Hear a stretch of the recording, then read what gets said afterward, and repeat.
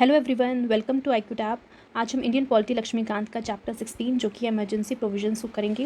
And कल की video में हमने नेशनल इमरजेंसी को स्टार्ट कर दिया था। हमने डिटेल में डिस्कस किया किस तरीके से नेशनल इमरजेंसी को प्रोक्लेम कर सकते हैं, कैसे उसको रिवोक कर सकते हैं, कैसे जो है दोनों हाउसेस से अप्रूवल लेना पड़ता है, कौन सी मेजॉरिटी का यूज़ करना पड़ता है। एंड हम डिस्कस कर रहे थे कि नेशनल इमरजेंसी जब लगाई जाती है तो 3 इफेक्ट हमने डिस्कस करने थे, जिसमें से हमने पहले 2 इफेक्ट को डिस्कस कर लिया है कि सबसे ज़्यादा इफेक्ट जो सेंटर स्टेट के रिलेशंस में किस तरीके से पड़ता है, चाहे वो लेजिस्लेटिव फील्ड हो, एग्जीक्यूटिव हो, फाइनेंशियल फील्ड हो। इसके अलावा हमने डिस्कस किया था कि जो हमारे फाइनेंशियल मतलब बेसिकली की लाइफ जो थी लोकसभा आपकी जो लेजिस्लेटिव असेंबली है उसमें क्या इफेक्ट देखने को मिलेगा, ठीक है। एंड थर्ड फील्ड था हमारा फंडामेंटल राइट्स, यानी फंडामेंटल राइट्स में कौन कौन से फंडामेंटल राइट्स हैं वो बेसिकली सस्पेंड हो जाते हैं, कौन से सस्पेंड नहीं होते, तो वो आज की वीडियो में हम अच्छे से कवर करेंगे। तो स्टार्ट करते हैं आज का टॉपिक। तो हम स्टार्ट करते हैं effect on the fundamental rights, यानी इमरजेंसी का जो इफेक्ट है फंडामेंटल राइट में किस तरीके से देखने को मिलता है। तो हम देखेंगे यहाँ पे 2 आर्टिकल्स इंपॉर्टेंट है। सबसे पहला आर्टिकल है आर्टिकल नंबर 358 एंड 359, ठीक है। ये दोनों आर्टिकल्स कहीं ना कहीं बेसिकली डिस्क्राइब करते हैं कि किस तरीके से नेशनल इमरजेंसी का इफेक्ट फंडामेंटल राइट्स में देखने को मिलता है। आर्टिकल 358 की बात करें तो आर्टिकल 358 डील करता है with the suspension of the fundamental rights guaranteed by the article 19, यानी आर्टिकल 19 में आपने देखे होंगे 6 ऐसे राइट्स हैं जो आर्टिकल 19 के अंदर कवर किए जाते हैं। वो जो आर्टिकल्स है कहीं ना कहीं फंडामेंटल राइट्स मतलब के अंदर जो आर्टिकल्स आते हैं, ठीक है, आर्टिकल 19 के अंदर जो 6 फंडामेंटल राइट्स दे रखे हैं वो बेसिकली सस्पेंड हो जाते हैं। वो चीज़ें हमारी किसके अंदर लिखी हुई हैं, आर्टिकल 358 के अंदर लिखी हुई हैं, ठीक है। देन हम बात करते हैं आर्टिकल 359 की। वो बेसिकली डील करते हैं suspension of the other fundamental rights except those guaranteed by the article 20 and 21, यानी इसके अंदर वो सारे के सारे फंडामेंटल राइट्स का सस्पेंशन होता है सिवाय आर्टिकल 20 एंड 21 को छोड़ के। अब हम बेसिकली स्टार्ट करने से पहले मैं चाहती हूँ एक बार आपको बता दूँ आर्टिकल 19, 20 एंड 21 किस चीज़ से रिलेटेड है। तो आर्टिकल नंबर 19 की हम बात करते हैं तो उसमें आपको 6 राइट्स देखने को मिलेंगे। सबसे पहला है right to freedom of speech and expression है, right to form assembly, association, movement करना, रेजिडेंस रहना, कोई भी प्रोफेशन चूज़ कर सकते हो। ये 6 जो राइट्स है वो आर्टिकल नंबर 19 के अंदर प्रोटेक्ट होते हैं। आर्टिकल नंबर 20 की बात करते हैं तो यहाँ पे प्रोटेक्शन किया जाता है in respect of conviction for offence, यानी जब भी आपका कोई भी ऑफेंस आपने किया उसके खिलाफ आपको किस तरीके से प्रोटेक्शन प्रोवाइड करनी है वो आर्टिकल नंबर 20 में मेंशन है। एंड आर्टिकल नंबर 21 जो कि protection of life and personal liberty के बारे में बात करता है, ठीक है। तो जब भी आपकी इमरजेंसी लगाई जाती है तो आर्टिकल नंबर 20 और 21 को कोई भी बेसिकली आपसे छीन नहीं सकता, उसको कोई सस्पेंड नहीं कर सकता। इस बारे में हमारे कॉन्स्टिट्यूशन ने बता रखा है। अब हम यहाँ पे एक एक करके देखते हैं। सबसे पहले suspension of fundamental rights under article 19, तो किस तरीके से आर्टिकल नंबर 19 के अंदर जो राइट्स है सस्पेंड किए जाते हैं। तो यहाँ पे आपको देखने को मिलेगा कि जो आपका आर्टिकल नंबर 358 है वो इस बारे में बात करता है कि जब भी नेशनल इमरजेंसी को प्रोक्लेम किया जाता है, लगाया जाता है, तो जो 6 फंडामेंटल राइट्स हैं अंडर आर्टिकल 19 के अंदर वो ऑटोमेटिकली सस्पेंड हो जाते हैं। मतलब जैसे ही इमरजेंसी डिक्लेयर की गई उसी के दौरान जो है आपके 6 के 6 फंडामेंटल राइट जो सस्पेंड हो गए हैं, यानी जो भी आपका राइट था फ्रीडम ऑफ मूवमेंट का, स्पीच एंड एक्सप्रेशन का, वो सब आपसे छीन लिया है। जब भी इमरजेंसी लगाए जाते हैं उस दौरान आपकी जो फंडामेंटल राइट्स हैं उनको आप इन्फोर्स नहीं कर सकते जुडिशरी के पास जाके, ठीक है। और साथ ही साथ यहाँ बोला गया है कि no separate order for this suspension is required, यानी प्रेसिडेंट को इन 6 आर्टिकल्स, इन 6 फंडामेंटल राइट्स को जो है सस्पेंड करने के लिए कोई भी सेपरेट ऑर्डर जो है पास करने की ज़रूरत नहीं होती। उन्हें सिर्फ एक ना करना है, उन्हें सिर्फ नेशनल इमरजेंसी को बेसिकली चालू करना है। और जैसे नेशनल इमरजेंसी स्टार्ट हो जाएगी ऑटोमेटिकली आपकी जो 6 फंडामेंटल राइट्स हैं अंडर आर्टिकल 19 ये अपने आप ही जो है सस्पेंड हो जाएंगे, ठीक है।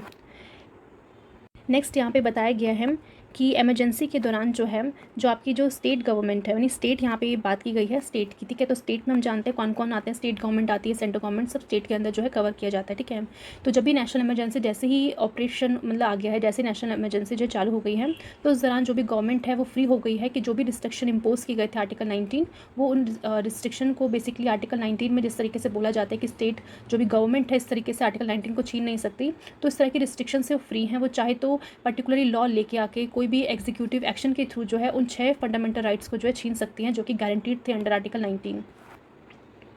और साथ ही साथ जो भी लॉ बनाया जाएगा या फिर जो भी एग्जीक्यूटिव एक्शन बेसिकली लिया जाएगा उन फंडामेंटल राइट्स को बेसिकली छीनने के लिए कोई भी लॉ, क्योंकि देखो पार्लियामेंट के पास पावर है कि वो कोई भी लॉ ला सकती है, कोई भी एग्जीक्यूटिव एक्शन कर सकती है। तो उस लॉ को और उस एग्जीक्यूटिव एक्शन को चैलेंज नहीं किया जा सकता इस ग्राउंड के बेसिस पे कि वो पर्टिकुलर लॉ जो लाया गया है वो उन 6 फंडामेंटल राइट्स को जो कि गारंटीड है अंदर आर्टिकल 19 उनको बेसिकली कहीं ना कहीं हार्म कर रहे हैं, ठीक है। बिकॉज इमरजेंसी का टाइम है, इमरजेंसी के टाइम पे देखो ऑलरेडी सिचुएशन इतनी क्रिटिकल होती है कि कैसे कोई गवर्नमेंट आपको जो है मूवमेंट मतलब फ्रीडम दे सकती है कि आप कहीं भी मूव कर लो या फिर आप कुछ भी बोल लो, बिकॉज उस समय सिचुएशन इतनी क्रिटिकल है कि सिचुएशन को हैंडल करने के लिए जो भी सिटीजन्स हैं उन्हें कहीं ना कहीं सेंटर के दिए हुए ऑर्डर्स को फॉलो करना ही पड़ेगा। उस दौरान वो ये नहीं कह सकते भाई जुडिशरी में जाके कि भाई मुझे तो राइट टू रेजिडेंस चाहिए, मुझे तो मूवमेंट चाहिए, मुझे तो असेंबली बनानी है अपनी, या फिर मुझे तो कुछ फ्रीडम मिलनी चाहिए स्पीच एंड एक्सप्रेशन का। तो ये सारे कहीं ना कहीं राइट्स आपसे छीन लिए जाते हैं, और जो भी पर्टिकुलर लॉ समय बनाएगी पार्लियामेंट, उस लॉ को आप इस बेसिस पे चैलेंज नहीं कर सकते कि उसने आपके जो फंडामेंटल राइट है, जो 6 राइट्स हैं, उनको कहीं ना कहीं हार्म किया है, बिकॉज वो हार्म कर सकते हैं क्योंकि इमरजेंसी का टाइम है। नेक्स्ट है कि अब जब इमरजेंसी बेसिकली ख़त्म हो गई है तो उस दौरान क्या होगा। तो जैसे national emergency ceases to operate, मतलब जैसे नेशनल इमरजेंसी ख़त्म हो गई है तो जो भी आर्टिकल 19 के अंदर आपके 6 फंडामेंटल राइट्स थे वो रिवाइव हो जाएंगे और उनका वो फोर्स में आ जाएंगे, यानी कि इमरजेंसी ख़त्म होते ही जो अभी आपके आर्टिकल 19 थे वापस से वो आपको मिल जाएंगे। उस अकॉर्डिंग आप जो है आपको जो भी फ्रीडम थी मूवमेंट की, रेजिडेंस की, वो सब आपके पास आ जाएगा। ठीक है। साथ ही साथ आपको ये भी ध्यान रखना है कि एनी लॉ जो कि बनाया गया है इमरजेंसी के दौरान, ठीक है, वो कहीं ना कहीं अगर मान लो इनकंसिस्टेंस है with article number 19 ceases to have effect, यानी वो इफेक्ट में अब नहीं रहेगा। तो इमरजेंसी के दौरान जो जो लॉज बनाए गए थे वो पर्टिकुलर लॉज जो कहीं ना कहीं आर्टिकल 19 को वॉयलेट कर रहे थे वो अब लॉ जो है बेसिकली इफेक्ट में नहीं आएंगे, यानी इमरजेंसी खत्म होते ही वो लॉज भी खत्म हो जाएंगे। ठीक है। तो ये जैसी इमरजेंसी 1 जनवरी 2020 को खत्म हुई इमरजेंसी, उसी दिन जो है बेसिकली वो सारे के सारे लॉज जो है इफेक्ट में नहीं आएंगे, मतलब उन लॉज का कोई भी इंपॉर्टेंस नहीं रह जाएगी। क्यों नहीं इंपॉर्टेंस रह जाएगी? बिकॉज वो पर्टिकुलर लॉज जो आर्टिकल 19 को वॉयलेट कर रहे थे कहीं ना कहीं आपके जो भी फंडामेंटल राइट्स है वो आपको छीन रहे थे। जैसे इमरजेंसी खत्म हो गई तो आपका जो फंडामेंटल राइट्स है वो आपको वापस मिलना चाहिए, इसलिए जो वो जो लॉस है, वो जो एग्जीक्यूटिव एक्शंस थे वो सभी के सभी सीज हो जाएंगे।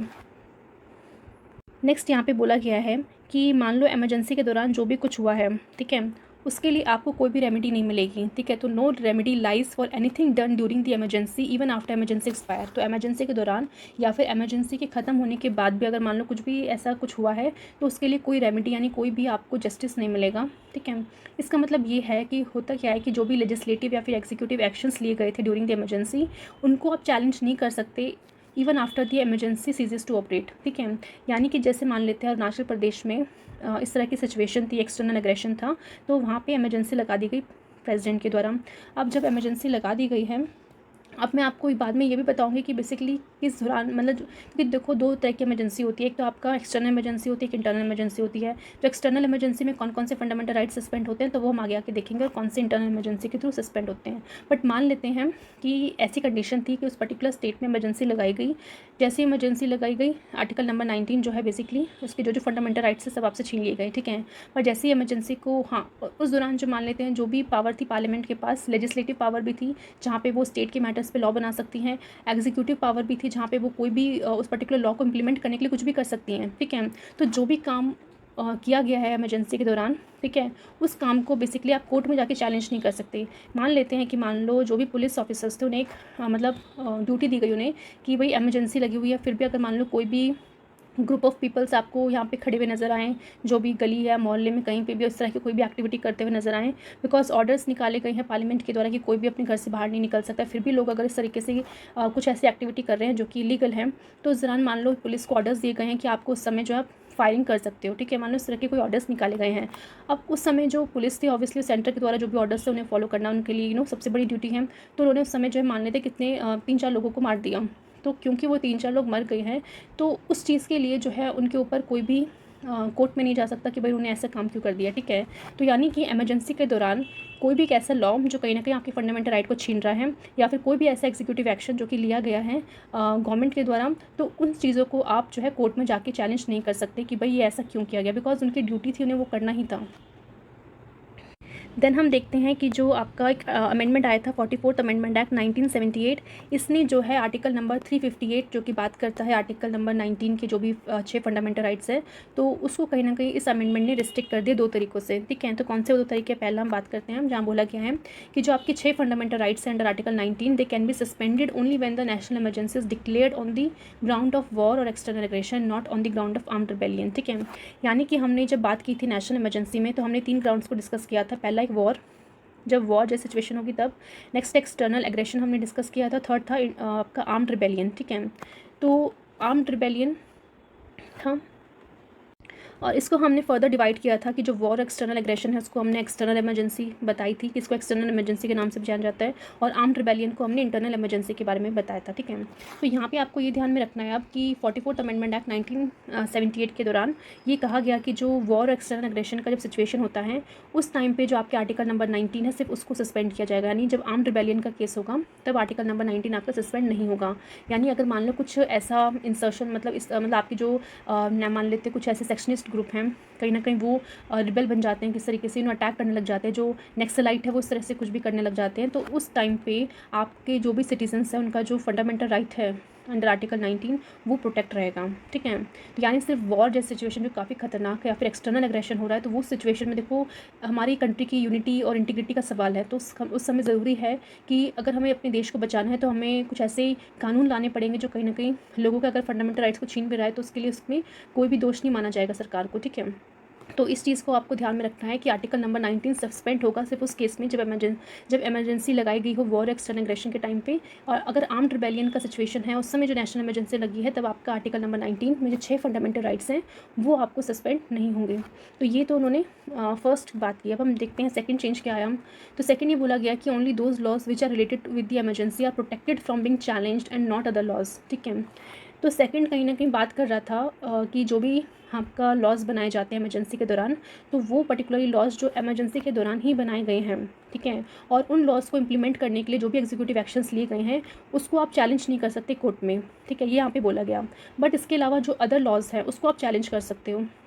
अदर लॉज में देखो क्या क्या आते हैं। मान लेते हैं कि उस पर्टिकुलर स्टेट में जब इमरजेंसी नहीं लगी थी तो कुछ वहाँ की जो गवर्नमेंट है उन्होंने कुछ लॉज पास किए होंगे, तो वो लॉज तो अभी भी इफेक्ट में है ना, उसको तो कैंसिल नहीं किया गया है। तो अगर मान लेते हैं कि कोई भी पुलिस ऑफिसर था, ठीक है, उसकी हम बात करते हैं एग्जांपल लेके कि उसने उन लॉज के ऊपर अपना एक्शन लिया है जो कहीं ना कहीं पार्लियामेंट ने बनाए हैं, तो जुडिशरी उनसे कोई भी सवाल नहीं पूछ सकते कि भाई आपने इतने लोगों को क्यों मारा। वो तो बोल देगा भाई सेंटर ने पर्टिकुलर लॉ बनाया था, उस लॉ के अकॉर्डिंग हमें इंस्ट्रक्शंस दी गई थी कि भाई आपको ऐसे ऐसे काम करना है, जो भी अगर इस तरीके से मूवमेंट होगी लोगों की तो आपको उसको इस तरह से हैंडल करना है। बट अगर मान लेते हैं उसने अगर मतलब ऐसा कोई लॉ जो ऑलरेडी एग्जिस्ट था, जो स्टेट की गवर्नमेंट ने बनाया था, उस लॉ के अकॉर्डिंग उसने कुछ काम कर दिया, कोई भी एग्जीक्यूटिव एक्शन ले लिया, तो तब जाके जो है उसको चैलेंज किया जा सकता है कोर्ट में। ठीक है, तो ये चीज़ जो है इस अमेंडमेंट के थ्रू डाली गई है हमारे कॉन्स्टिट्यूशन के अंदर। तो कह सकते हैं कि ये जो अमेंडमेंट था एक तरफ हमारी जो सिटीजन्स हैं उनके लिए काफ़ी मतलब एक अच्छी न्यूज़ थी कि भाई वॉर और एक्सटर्नल एग्रेशन के टाइम पे उनके जो आर्टिकल नंबर 19 सस्पेंड होंगे, अदरवाइज जो आर्म्ड रिबेलियन है तब उनके आर्टिकल सस्पेंड नहीं हो रहे। और दूसरी तरफ जो आपके जो लेजिस्लेटिव और एग्जीक्यूटिव ऑर्गन्स हैं उनके लिए एक तरह का ये था कि उन्हें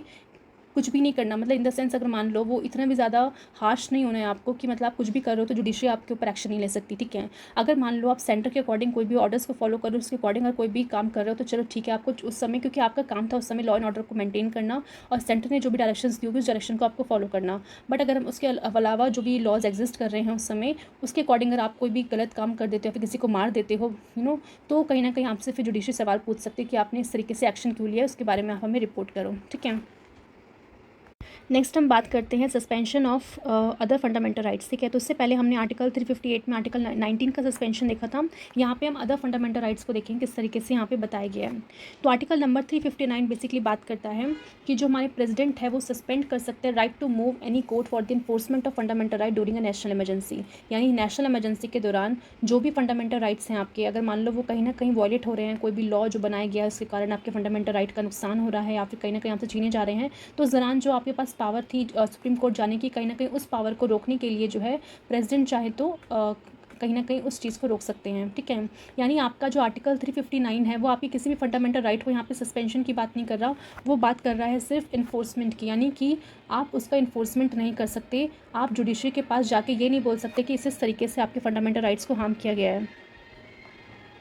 यानी कि आप देखोगे कि इस आर्टिकल नंबर 359 में आपके जो फंडामेंटल राइट्स है वो थियोटिकली अलाइव रहेंगे। यानी थियोटिकली देखा जाए तो फंडामेंटल राइट्स आपके पास हैं, बट आपके पास जो राइट टू सीक रेमेडी है वो कहीं ना कहीं सस्पेंड हो जाएगा कि आप जो है जुडिशरी के पास जाके आप अपनी उस चीज़ के लिए, अगर मान लो कोई भी फंडामेंटल राइट आपका वॉलेट हुआ है तो उसके लिए आप रेमेडी नहीं ले सकते। तो suspension of enforcement relates to only those fundamental right that are specified in the presidential order. यानी कि इस पर्टिकुलर आर्टिकल के तहत हम कह सकते हैं, आर्टिकल 359 के तहत, कि जो प्रेसिडेंट है वो अपना एक प्रेसिडेंशियल एक ऑर्डर निकालेंगे। उस प्रेसिडेंशियल ऑर्डर में कहीं ना कहीं बेसिकली लिखा हुआ होगा कि किस तरीके से जो है कौन कौन से फंडामेंटल राइट्स से सबसे पहले उनको सस्पेंड किया जा रहा है, ठीक है। तो क्योंकि सारे के सारे फंडामेंटल राइट्स सस्पेंड करने हैं, नहीं करने हैं, कितने करने हैं, वो सारे के सारे आपकी प्रेसिडेंशियल ऑर्डर में मेंशन किए जाएंगे, ठीक है।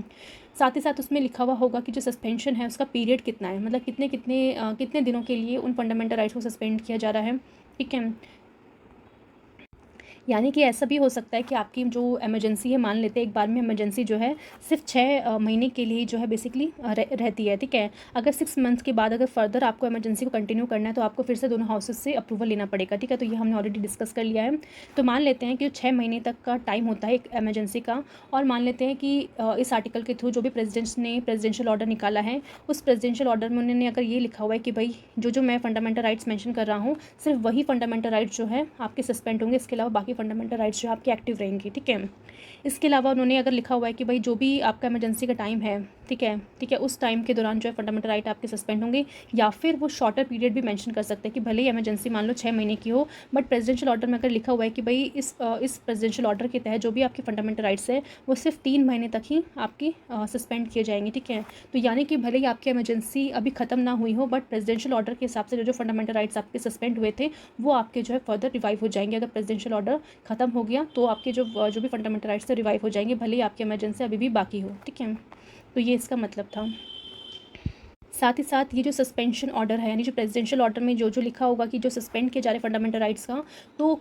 पूरे कंट्री के जो लोग हैं सिर्फ उनका मतलब उनका सस्पेंशन होगा फंडामेंटल राइट का या फिर किसी पार्ट का, तो ये भी चीज़ मेंशन की जाएगी, ठीक है, इसमें। और साथ ही साथ आपको ये ध्यान रखना है कि प्रेसिडेंट के द्वारा जो ऑर्डर निकाला जाएगा, उस ऑर्डर को उन्होंने दोनों हाउसेस के सामने जो है बेसिकली रखना है फॉर द अप्रूवल, ठीक है। ऑब्वियसली जो उन्होंने ऑर्डर निकाल दिया उस ऑर्डर में जो चीज़ें लिखी हुई हैं वो दोनों हाउसेस से, यानी लोकसभा राज्यसभा से एक बार अप्रूव लेना ज़रूरी है। बिना अप्रूवल के वो इसको बेसिकली इफेक्ट में नहीं ला सकते, ठीक है। तो यानी कि आपने यहाँ पे एक चीज़ समझी कि जो भी प्रेसिडेंशियल ऑर्डर आपका निकला, उस प्रेसिडेंशियल ऑर्डर में कौन कौन सी चीज़ें मेंशन की गई। पहला यहाँ पे मेंशन होगा कि कौन कौन से फंडामेंटल राइट्स को यहाँ पे सस्पेंड करना है, ठीक है। ज़रूरी नहीं है सारे के सारे फंडामेंटल राइट्स को सस्पेंड करना हो, बिकॉज उस समय प्रेसिडेंट देखेंगे कि कैसी कंडीशन है, उस कंडीशन के हिसाब से कौन कौन से फंडामेंटल राइट को सस्पेंड करना ज़रूरी है, ठीक है। तो कौन कौन से फंडामेंटल राइट सस्पेंड होंगे ये चीज़ मेंशन होगा, कितने टाइम के लिए सस्पेंड होंगे, पूरा का पूरा इमरजेंसी या फिर उससे कम टाइम के लिए। तीसरा उसमें मेंशन होगा कि क्या वो पूरे के पूरी कंट्री में जितने लोग हैं सबका सस्पेंशन करना है, या फिर किसी एक पार्ट में जहाँ पे इमरजेंसी लगाई गई है वहाँ का सस्पेंशन करना है। तो ये सारी चीज़ें जो है प्रेसिडेंशियल ऑर्डर में मेंशन होंगी। नेक्स्ट बोला गया है कि जैसे ही आपका प्रेसिडेंशियल ऑर्डर एक बार पास हो गया, तो उस दौरान जो आपकी स्टेट है, यानी स्टेट के अंदर मतलब जो भी गवर्नमेंट है, मतलब स्टेट इन द सेंस आप समझ रहे हो ना, कि जैसे हमने फंडामेंटल राइट में जो स्टेट की डेफिनेशन सीखी थी, तो उस वाले स्टेट का यहाँ पे मतलब लिया गया है, ठीक है। तो आपकी जो भी गवर्नमेंट है, सेंट्रल गवर्नमेंट है, तो वो उस दौरान जो है कोई भी एक ऐसा लॉ ला सकती है, कोई भी एग्जीक्यूटिव एक्शन लेके आ सकते हैं जिसके थ्रू आपके जो है फंडामेंटल राइट, जो भी स्पेसिफाइड फंडामेंटल राइट्स वहाँ पे उस ऑर्डर में मेंशन किए गए हैं, सिर्फ उसको जो है बेसिकली छीना जा सकता है, ठीक है। तो आपको ये भी ध्यान में रखना पड़ेगा कि जो भी गवर्नमेंट है, सेंट्रल गवर्नमेंट है, वो आपके सारे के सारे फंडामेंटल राइट को नहीं छीन सकती। उस प्रेसिडेंशियल ऑर्डर में जिन जिन फंडामेंटल राइट्स के बारे में मेंशन किया होगा, उन्हीं फंडामेंटल राइट्स को छीनने के लिए कोई भी लॉ लाना हो, कोई भी एग्जीक्यूटिव एक्शन करना हो, वो बेसिकली कर सकती है, ठीक है। और कोई भी पर्टिकुलर लॉ जो आएगा या फिर जो भी एग्जीक्यूटिव एक्शन उस समय किया जाएगा, उसको चैलेंज नहीं कर सकते इस बेसिस में कि कहीं ना कहीं वो फंडामेंटल राइट्स को नुकसान पहुंचा रहा है, बिकॉज प्रेसिडेंशियल ऑर्डर में तो लिखा हुआ है कि आप इस फंडामेंटल राइट को बेसिकली आप उसका जो है बेसिकली उसको छीन सकते हो। तो कल को अगर गवर्नमेंट अगर कोई भी कैसा लॉ लेके आ रही है, फिर कोई भी एग्जीक्यूटिव एक्शन कर रही है जो आपके फंडामेंटल राइट्स, उन फंडामेंटल राइट्स को जो कि प्रेसिडेंशियल ऑर्डर में मेंशन किए गए हैं, उनको अगर छीनती है, तो उसके लिए आप सुप्रीम कोर्ट या फिर कोई भी जुडिशरी के पास नहीं जा सकते। नेक्स्ट आपको ध्यान में रखना है कि जैसे ही प्रेसिडेंशियल ऑर्डर जो है बेसिकली ख़त्म हो जाएगा, ठीक है, ऑब्वियसली उसमें टाइम पीरियड मेंशन होगा कि भाई कितने टाइम के बाद जो प्रेसिडेंशियल ऑर्डर खत्म हो रहा है। तो जैसे ही प्रेसिडेंशियल ऑर्डर सीज हो जाएगा, तो जो भी लॉज बनाए गए थे उस टाइम पे उन फंडामेंटल राइट्स को सस्पेंड करने के लिए, तो वो सारे के सारे लॉज जो है कहीं ना कहीं उनको बेसिकली ख़त्म कर दिया जाएगा, उनका इफेक्ट जो है कहीं ना कहीं सीज हो जाएगा, ठीक है। और आपको ये भी ध्यान रखना है कि कोई भी रेमेडी नहीं मिलेगी अगर कोई भी काम किया गया है during the operation of the order, यानी उस ऑर्डर को पूरा करने के लिए जो भी लॉज बनाए गए थे, जो भी एग्जीक्यूटिव एक्शन लिया गया था, तो उसके लिए उसके हिसाब से अगर मान लो किसी भी पर्सन के साथ कुछ गलत हुआ है, तो वो पर्सन जो है उस समय जुडिशरी के पास नहीं जा सकता कि भाई उस समय की जो गवर्नमेंट मतलब जो भी गवर्नमेंट है उसने ऐसे हमारे साथ कर दिया, नो, बिकॉज वो उनकी ड्यूटी थी, उन्हें वो चीज़ करना था, ठीक है। तो जैसे ही ऑर्डर ख़त्म हुआ या फिर ऑर्डर ख़त्म होने के बाद भी आप कोई भी रेमेडी के लिए नहीं जा सकते जुडिशरी के पास, ठीक है। यानी कि लेजिस्लेटिव और एग्जीक्यूटिव एक्शंस जो लिए गए हैं during the operation of the order, ठीक है, ऑर्डर यानी जो प्रेसिडेंशियल ऑर्डर आया था उस प्रेसिडेंशियल ऑर्डर को फुलफिल करने के लिए जो भी लॉज बनाए गए हैं, जो भी एग्जीक्यूटिव एक्शंस लिए गए हैं, आप उनको चैलेंज नहीं कर सकते before and after the orders expire. यानी एक बार ऑर्डर मतलब यानी जब भी ऑर्डर चल रहा है तब भी आप उसको बेसिकली चैलेंज नहीं कर सकते, और जैसे ही जो प्रेसिडेंशियल ऑर्डर एक्सपायर हो चुका है तब भी आप जुडिशरी के पास जाकर उसको चैलेंज नहीं कर सकते। नेक्स्ट हम देखेंगे कि जो 44th अमेंडमेंट एक्ट है, जिस तरीके से 44th अमेंडमेंट एक्ट जो थी उसने आर्टिकल 358 को लिमिट किया था, उसमें कुछ रिस्ट्रिक्शंस डाली थी। सिमिलरली इस अमेंडमेंट ने आर्टिकल 359 में भी कुछ रिस्ट्रिक्शंस को डाला गया है। तो पहला हमने देखते हैं, यहाँ पे बोला गया है कि president can not suspend the right to move the court for the enforcement of fundamental right guaranteed by article 20 to 21, ठीक है। यानी आर्टिकल नंबर 20 जैसे कि हमने बात की थी, अरेस्ट से रिलेटेड प्रोटेक्शन देता है। आर्टिकल 21 जो कि लिबर्टी के बारे में बात करता है, लाइफ एंड लिबर्टी। तो क्योंकि आर्टिकल नंबर 20 और आर्टिकल नंबर 21 आपके सस्पेंड नहीं होते नेशनल इमरजेंसी के दौरान में, तो इन पर्टिकुलर फंडामेंटल राइट्स को कल को मतलब जब भी इमरजेंसी लगाई हुई है उस दौरान मान लो कोई भी ऐसा लॉ लेके आती है गवर्नमेंट, या फिर ऐसा एग्जीक्यूटिव एक्शन लेके आती है जो इन पर्टिकुलर आर्टिकल्स को, इन फंडामेंटल राइट्स को नुकसान पहुंचा रहा है, तो उस समय जो प्रेसिडेंट हैं, ठीक है, वो लोगों का जो राइट है, right to move supreme court, वो नहीं छीन सकते। यानी उस दौरान जो जनता है उनके पास ये राइट होगा कि वो इन आर्टिकल 20 और 21 के तहत जो है सुप्रीम कोर्ट जाकर, मतलब सुप्रीम कोर्ट, हाई कोर्ट, मतलब जो भी जुडिशरी के पास जाके वो चाहे तो इन फंडामेंटल राइट का इन्फोर्समेंट कर सकते हैं। बट सिर्फ इन दोनों का ही करना है, बाकी जो अदर फंडामेंटल राइट्स हैं उनका बेसिकली उसके लिए आप जो सुप्रीम कोर्ट नहीं जा सकते, बिकॉज हमने पहले ही बात की गई थी कि आर्टिकल 359 जो है, ऑल्दो थियोटिकली जो जितने फंडामेंटल राइट्स हैं वो तो अलाइव रहते हैं, बट उनका इन्फोर्समेंट कहीं ना कहीं सस्पेंड हो जाता है। तो 20 और 21 जो आपके फंडामेंटल राइट्स हैं उनका इन्फोर्समेंट तो चालू रहेगा, बट इसके अलावा जो फंडामेंटल राइट्स आपके सस्पेंड हुए हैं, मतलब जो भी फंडामेंटल राइट्स आपके पास हैं उनका इन्फोर्समेंट कहीं ना कहीं आपका सस्पेंड हो जाएगा। इसके अलावा जो भी प्रेसिडेंशियल ऑर्डर में जो भी फंडामेंटल राइट को सस्पेंड करने की बात की है तो उनका भी आपका जो है कहीं ना कहीं सस्पेंड हो जाएगा, कि आप जुडिशरी के पास नहीं जा सकते उन्हें इन्फोर्स करने के लिए। नेक्स्ट बोला गया है इस अमेंडमेंट के दौरान कि जो भी लॉज बनाए गए थे या फिर जो भी एग्जीक्यूटिव एक्शन लिया गया था, वो जो मतलब ऑब्वियसली जब इमरजेंसी लगी थी तो उस दौरान जो भी लॉज बनाए गए होंगे, जो भी एग्जीक्यूटिव एक्शन लिया होगा, तो वो कहीं ना कहीं चैलेंज उनको नहीं किया जा सकता जुडिशरी के सामने, ठीक है। सिर्फ वो लॉज जो कि इमरजेंसी के दौरान बनाए गए थे, ठीक है, बट इसके अलावा वो सारे लॉज जो उस समय प्रेजेंट थे, जो कि स्टेट ने बनाए होंगे कभी, तो उसके दौरान अगर मान लो कोई भी कुछ गलत काम करता है, जो भी गवर्नमेंट या फिर सेंटर की अथॉरिटी है, कोई भी ऑफिसर्स हैं, तो कहीं ना कहीं उसको फिर चैलेंज किया जा सकता है। तो आई थिंक ये जो सेकंड क्लॉज है वो सेम है, आर्टिकल नंबर 358 में भी ये चीज़ बोली गई थी और आर्टिकल 359 में भी सेम चीज़ बोली गई है कि वो सारे लॉज जो कि इमरजेंसी के दौरान बनाए हुए हैं उनमें आपको प्रोटेक्शन मिलता है। यानी उसमें उसके दौरान अगर मान लो कोई भी ऑफिसर, कोई भी पुलिस वाला अगर लोगों को मार देता है तो उससे इम्यूनिटी है कि उसको कोई भी जेल नहीं भेज सकता। बट अगर उसने ऐसे कोई लॉज जो पहले से एग्जिस्ट कर रहे थे, स्टेट गवर्नमेंट ने बनाए थे, उसके दौरान अगर उसने कुछ मतलब लोगों को मार दिया है तो उस खिलाफ तब हम जो है जुडिशरी के पास जा सकते हैं, उस पर फिर केस चल सकता है, ठीक है। नेक्स्ट हम डिस्कस करते हैं क्या डिफरेंस है आर्टिकल नंबर 358 359 पे। तो ये आपका लक्ष्मीकांत में मेंशन किया गया है, तो उसके अकॉर्डिंग हम इसको करते हैं, ठीक है। तो सबसे पहला आप डिफरेंस देखेंगे आर्टिकल 358 का, कि आर्टिकल 358 कन्फाइंड है fundamental rights under article 19 only, यानी सिर्फ आर्टिकल नंबर 19 में जो भी फंडामेंटल राइट्स है, जो 6 फंडामेंटल राइट्स है, सिर्फ उसके बारे में जो है आर्टिकल 358 डील करता है।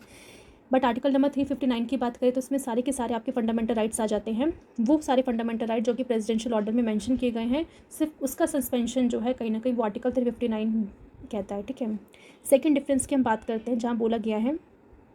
कि जो आर्टिकल 358 है उसके दौरान बोला ये जाता है कि जैसे ही इमरजेंसी डिक्लेयर हो जाती है, जैसे ही इमरजेंसी एक बार डिक्लेयर कर दी प्रेसिडेंट ने, तो उसके दौरान ऑटोमेटिकली जो आपके फंडामेंटल राइट्स हैं, 6 फंडामेंटल राइट्स हैं आर्टिकल 19 के तहत, उसमें ऑटोमेटिकली वो जो है बेसिकली वो एक तरह से इन्फोर्स में आ जाते हैं, यानी उनका सस्पेंशन जो है ऑटोमेटिकली कर दिया जाता है। यानी उसके लिए कुछ स्पेशल आपको करने की ज़रूरत नहीं है। एक बार जैसे ही आपने इमरजेंसी घोषित की, तुरंत आपके जो 6 के 6 फंडामेंटल राइट्स हैं अंडर आर्टिकल 19 वो सस्पेंड हो जाते हैं। बट हम आर्टिकल नंबर 359 की बात करते हैं तो यहाँ पे ऑटोमेटिकली कोई भी फंडामेंटल राइट को सस्पेंड नहीं किया जा सकता। यहाँ पे उन फंडामेंटल राइट्स को सस्पेंड किया जा सकता है जो कि प्रेसिडेंशियल ऑर्डर में मेंशन किए गए हों, ठीक है। तो ये आपको ध्यान में रखना है। नेक्स्ट थर्ड डिफरेंस हम देखते हैं, जहाँ बोला गया है कि आर्टिकल नंबर 358 ऑपरेट करेगा सिर्फ और सिर्फ एक्सटर्नल इमरजेंसी के टाइम पे, यानी जब इंटरनल इमरजेंसी होगी तब वो काम नहीं करेगा, ठीक है। क्योंकि एक्सटर्नल इमरजेंसी में हमने देखा था कि 2 ग्राउंड्स के ऊपर बात की जाती है, वॉर और एक्सटर्नल एग्रेशन। एंड जब वॉर या एक्सटर्नल एग्रेशन की सिचुएशन होगी तभी आपके आर्टिकल नंबर 19 के अंदर जो भी फंडामेंटल राइट्स है वो सस्पेंड किया जा सकते हैं। इसके अलावा अगर इंटरनल इमरजेंसी होती है, यानी कि आर्म्ड रिबेलियन जैसी सिचुएशन होती है, तो उस दौरान आपके जो फंडामेंटल राइट्स हैं आर्टिकल 19 के तहत वो जो है बेसिकली सस्पेंड नहीं होंगे, ठीक है। आर्टिकल नंबर 359 की बात करें, जहाँ बोला जाता है कि it operates in case of both, यानी ये एक्सटर्नल इमरजेंसी हो, ठीक है, या फिर इंटरनल इमरजेंसी, दोनों के केस में ये काम करेगा ये आर्टिकल नंबर 359। यानी आर्टिकल नंबर 359 कहता है कि जो भी प्रेसिडेंशियल ऑर्डर लाया जाता है, चाहे वो एक्सटर्नल इमरजेंसी के दौरान लाया गया हो या इंटरनल इमरजेंसी के दौरान लाया गया हो, उस प्रेसिडेंशियल ऑर्डर में जो जो फंडामेंटल राइट को सस्पेंड किया गया है, तो वो सभी के फंडामेंटल राइट्स आपके सस्पेंड होंगे, ठीक है, सिर्फ और सिर्फ आर्टिकल 20 और 21 को छोड़ के, ठीक है। नेक्स्ट है आपका फोर्थ डिफरेंस, बोला गया है कि आर्टिकल नंबर 358 सस्पेंड करता है fundamental right under article 19 for the entire duration of emergency, यानी जितने भी ड्यूरेशन के लिए इमरजेंसी को लगाया गया है, जैसे पहले आपने 6 महीने के लिए लगाया, फर्दर अप्रूवल मिलते ही फिर से 6 महीने के लिए लग गया, फिर फर्दर अप्रूवल मिला, कंटिन्यू करना तो फिर से 6 महीने का मिल गया, तो जब तक इमरजेंसी टिकी रहेगी तब तक आपके जो फंडामेंटल राइट्स अंडर आर्टिकल 19 वो सस्पेंड रहेंगे, ठीक है। बट अगर हम बात करें यहाँ पे आर्टिकल नंबर 359 की, यहाँ पे बोला गया है कि जो सस्पेंड किया जा रहा है enforcement of fundamental right for a period specified by the president which में either be the entire duration of emergency और शॉर्टर, यानी कि प्रेसिडेंशियल ऑर्डर में जो भी टाइम डिफाइन होगा कि उस पर्टिकुलर जो फंडामेंटल राइट्स को सस्पेंड करना है, कितने टाइम के लिए सस्पेंड करना है, अगर वो चीज़ आपके प्रेसिडेंशियल ऑर्डर में मेंशन की होगी उतने टाइम के लिए सस्पेंड रहेगी। अगर मान लो प्रेसिडेंट ने उसमें लिखा होगा कि इंटायर ड्यूरेशन ऑफ इमरजेंसी के लिए उन फंडामेंटल राइट्स को सस्पेंड करना है, तो इंटायर ड्यूरेशन के लिए रहेगा। अगर उन्हें लिखा है कि शॉर्टर पीरियड तक रहना है, यानी इमरजेंसी भले ही 6 महीने तक एग्जिस्ट कर रही हो, बट उस प्रेसिडेंशियल ऑर्डर के अकॉर्डिंग अगर फंडामेंटल राइट सिर्फ 3 महीने तक एग्जिस्ट कर मतलब सस्पेंड रहनी चाहिए, तो सिर्फ वो 3 महीने तक ही सस्पेंड रहेगा, ठीक है। तो जो जो चीज़ें आपके प्रेसिडेंशियल ऑर्डर में लिखी होंगी उस हिसाब से जो है काम किया जाएगा। नेक्स्ट हम देखते हैं फिफ्थ डिफरेंस। तो फिफ्थ डिफरेंस में आपको देखने को मिलेगा कि जो आर्टिकल नंबर 358 है वो एक्सटेंड होता है इंटायर कंट्री, यानी एक बार में जब पूरी कंट्री में अगर मान लो इमरजेंसी लगे तो पूरी कंट्री के जो भी आपके आर्टिकल नंबर 19 के थ्रू जो भी 6 फंडामेंटल राइट है, तो पूरी कंट्री के में जो सिटीजन है उनके फंडामेंटल राइट्स जो सस्पेंड रहेंगे। बट अगर हम बात करते हैं आर्टिकल नंबर 359 की, तो उसमें बोला गया है कि ये सिर्फ हो सकता है कि इंटायर कंट्री के जो भी लोग हैं वहाँ पे एक्सटेंड किया जा सके या फिर किस पार्ट में, ठीक है। तो ये आपको ध्यान रखना है, ये पूरा इंटायर कंट्री की बात कर रहा है, यहाँ पे इंटायर कंट्री या फिर किसी पार्ट तक जो है वो सस्पेंड रह सकते हैं। नेक्स्ट डिफरेंस की हम बात करते हैं, जहाँ बोला गया है कि आर्टिकल नंबर 358 जो सस्पेंड करता है आर्टिकल 19 को कंप्लीट, यानी सिर्फ आर्टिकल 358 में सिर्फ आर्टिकल नंबर 19 में जो जो फंडामेंटल राइट है उसे कम्प्लीटली सस्पेंड करता है। और यहाँ पे आर्टिकल 359 में वो फंडामेंटल राइट्स की बात की जा रही है जो प्रेसिडेंशियल ऑर्डर में लिखी हुई है, एक्सेप्ट आपका 2021 को, बेसिकली जहाँ पे 2021 को सस्पेंड नहीं किया जाता है। नेक्स्ट आपका डिफरेंस है, जहाँ बोला गया कि आर्टिकल नंबर 358 जो है उसमें आपको it enable the state to make any law और take any executive action consistent with fundamental right under article 19, यानी अंडर आर्टिकल 19 के अंदर जो जो आपके राइट्स दिए गए हैं, तो उस पर्टिकुलर राइट्स के लिए, तो उस राइट्स को छीनने के लिए अगर कोई भी लॉ बनाया जाता है, कोई भी एग्जीक्यूटिव एक्शन किया जाता है, तो वो कर सकते हैं। पर आर्टिकल नंबर 359 बेसिकली बात करता है कि it enable the state to make any law और take any executive action in consistent with those fundamental right which enforcement is suspended by the presidential order, यानी कि जो भी प्रेसिडेंशियल ऑर्डर के तहत जो भी राइट्स को, जो भी फंडामेंटल राइट्स को सस्पेंड किया गया है, उस पर्टिकुलर फंडामेंटल राइट को जो सस्पेंड कर दिया गया है उसके खिलाफ अगर स्टेट कोई भी लॉ लाती है, कोई एग्जीक्यूटिव एक्शन करती हैं, तो उसके लिए उन्हें बेसिकली उनको आप चैलेंज नहीं कर सकते, वो इस तरह की चीज़ें कर सकती हैं, ठीक है। तो ये हमने जो है 7 डिफरेंसेस देख लिए। बट आप देख सकते हैं कि इन डिफरेंसेस के अलावा कुछ सिमिलैरिटी आपको देखने को मिलेगी दोनों में। तो सिमिलैरिटी क्या है? तो सिमिलैरिटी ये है कि दोनों में, कि दोनों ही केसेस में जो है इम्यूनिटी प्रोवाइड है from challenging to only those laws which are related to the emergency and not other laws, यानी दोनों ही केस में आपको देखने को मिलेगा कि इमरजेंसी के दौरान अगर मान लो कोई भी लॉ या फिर कोई भी एग्जीक्यूटिव एक्शन किया गया है, तो उन पर्टिकुलर लॉज के तहत जो भी काम किया गया है, जो भी एग्जीक्यूटिव एक्शन लिए गए हैं, उनको आप चैलेंज नहीं कर सकते, यानी उस दौरान जो भी ऑफिशियल्स हैं जो ऑन ग्राउंड काम कर रहे हैं उन्हें इम्यूनिटी प्रोवाइड है कि वो कुछ भी एक्शन कर सकते हैं, उन्हें जुडिशरी से कोई भी बेसिकली क्वेश्चन नहीं कर सकता।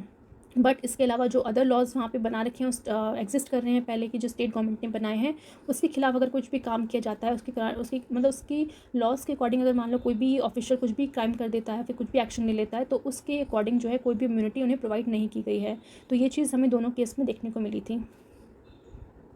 नेक्स्ट हम बेसिकली डिस्कस करेंगे डिक्लेरेशन मेड सो फार, इस तरीके के जो भी इमरजेंसी हुई थी तो उस टाइम पे कौन कौन से डिक्लेरेशन किए गए थे, कब कब किए गए थे, वो हम एक एक करके डिस्कस करते हैं। तो अभी तक हमारे यहाँ जो है 3 टाइम पे आप देख सकते हो ये इमरजेंसी लगाई गई, एक 1962 के टाइम पे, 1971 और एक 1975। तो एक एक करके हम डिस्कस करते हैं। तो जो पहला प्रोक्लेमेशन किया गया था नेशनल इमरजेंसी का, तो उसको इशू किया गया था अक्टूबर 1962 में किस बेसिस पे, क्योंकि चाइना ने एग्रेशन कर रखा था नेफा बेसिकली क्या है, नॉर्थ ईस्ट फ्रंटियर एजेंसी, जिसको आज के टाइम पे अरुणाचल प्रदेश कहते हैं। तो आप सोच सकते हैं 1962 में जब चाइना काफ़ी एग्रेशन कर रहा था और अरुणाचल प्रदेश वाला एरिया में वो कर रहा था, तो उस टाइम पे नेशनल इमरजेंसी को लगाया गया था। ठीक है, इट वाज फोर्स टिल 1968, तो 1962 में इस इमरजेंसी को लगाया और 1968 तक ये इमरजेंसी जो चलेगी।